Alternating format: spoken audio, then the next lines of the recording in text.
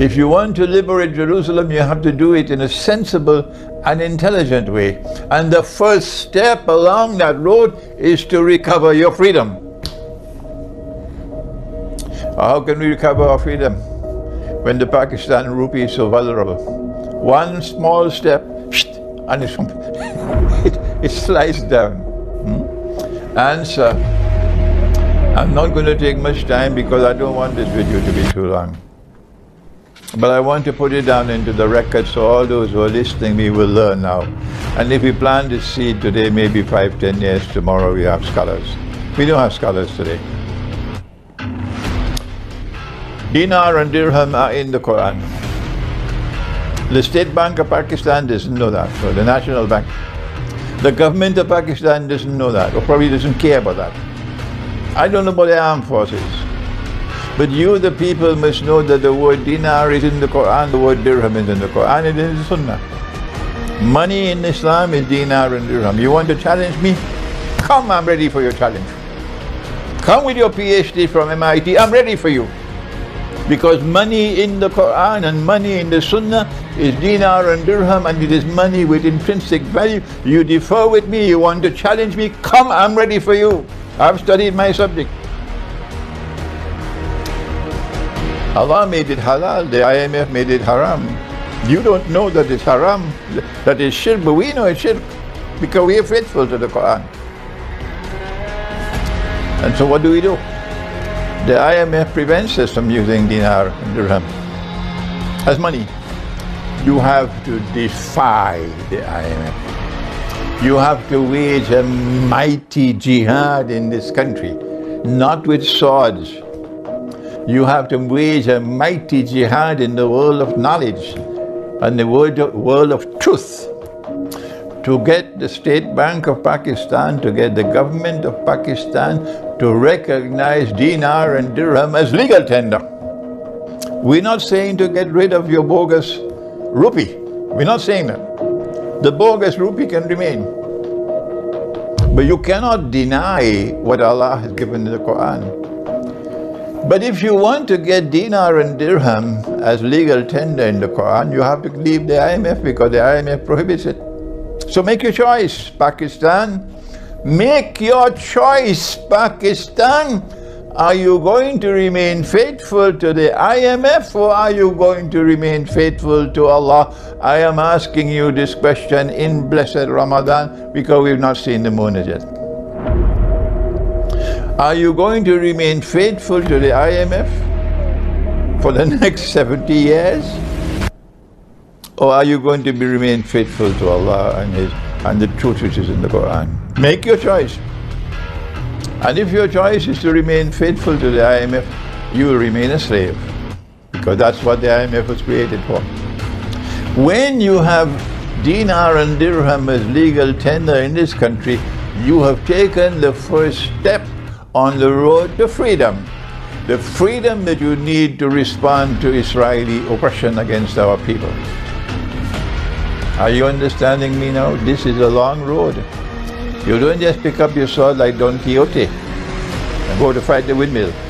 No, you have to think, you have to plan, and you have to be faithful to the truth in the Quran. When you do that, and dinar and dirham are in the market, because the market will bring it. After that, when the market has the dinar and dirham, then you make your next step. And the next step is to, I'm going to use some difficult language now. You have to argue that the moral law is the highest law. And the moral law has zero tolerance for oppression. Did you hear me? The moral law is the highest law.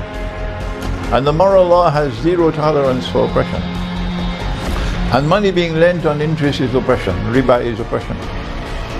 It's a rope around your neck. There is no escape from it. That's why they've designed it like this. So you'll have to unilaterally repudiate the obligation of paying interest on all your loans. a unilateral repudiation of all interest payments on external loans. We are not going to pay any more interest. Harhal. We're not negotiating with you. We're not seeking your permission. We are informing you that the moral law is the highest law, and this is oppression. We're not going to submit to the oppression. We're not paying any more interest. The only way you can do that, Pakistan, is if you have a backbone. And Imam Ruhollah Khomeini, Ayatollah Ruhollah Khomeini in Iran, that man has backbone. He pointed to the United States of America in their face and he said, "You are Shaitan al-Kabir." Can you imagine your foreign minister speaking like that?